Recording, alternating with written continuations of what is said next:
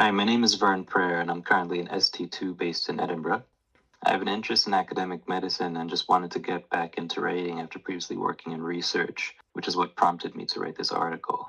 Additionally, I noticed that there's no go-to source of information about out-of-hours beyond local registrar inductions. Colleagues I've spoken to actually had no idea what to expect. So I just wanted to write a piece about this that would be helpful for both registrars new to out-of-hours and GPs considering out-of-hours work.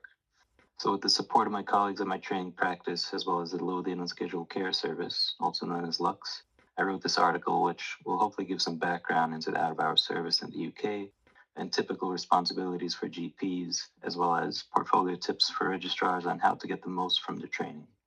So broadly, out-of-hours refers to care provided outside the normal working hours.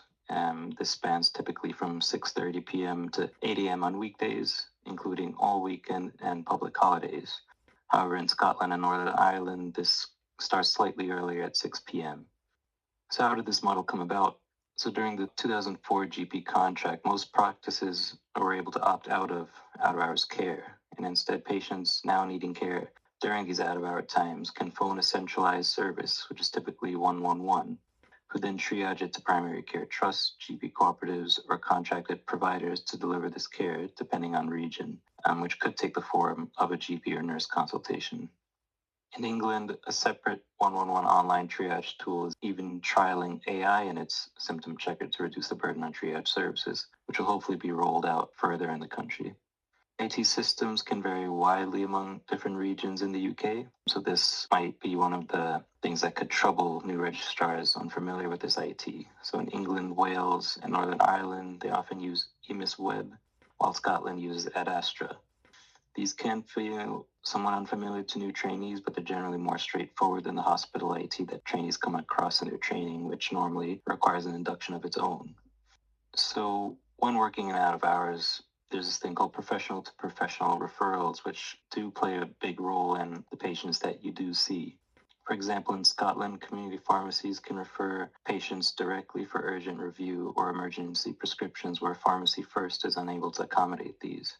And England uses a similar referral pathway through its Starline service. Additionally, ambulance crews may also call for advice before deciding on hospital transfer, and such referrals work to reduce the overall burden on acute NHS service by guiding patients to the right care early.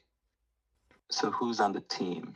So out-of-hours care is quite multidisciplinary. Call handlers typically start the triage process once patients phone their local out-of-hours.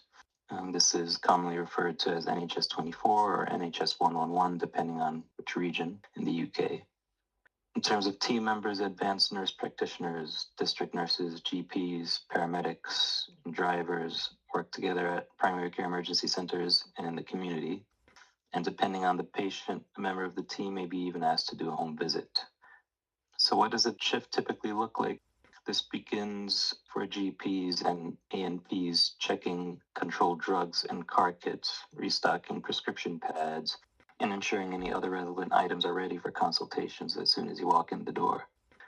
These consultations are typically patients who need primary care who are unable to see their usual GP in hours, though foreigners, homeless people, and other cohorts may also be present in this out-of-hour time, as they may find it difficult to access their usual GP or may not be registered with a GP. Some GPs work car-only shifts, driving to see patients at home. Clinical decisions here can be quite dynamic and complex, such as initiating palliative care or invoking the Mental Health Act, which offers a unique perspective of care not otherwise encountered in medical training. At times, it may also be necessary to refer to secondary care.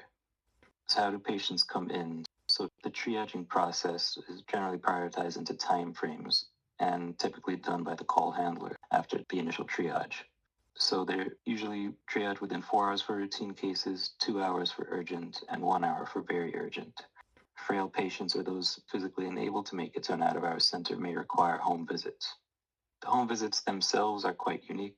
So cars are stocked with emergency equipment, controlled drugs, and documentations like Mental Health Act forms. And you would typically get an experienced driver for these home visits in a designated green light vehicle. Depending on the region, regular laptops like a Toughbook may be used to access patient summaries and document on the go.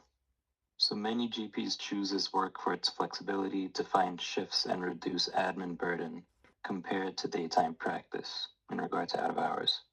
So this suits portfolio careers and those who enjoy fast-paced and varied clinical work. However, it's not for everyone. The hours can be unsociable and continuity of care is limited. However, many find this kind of work rewarding.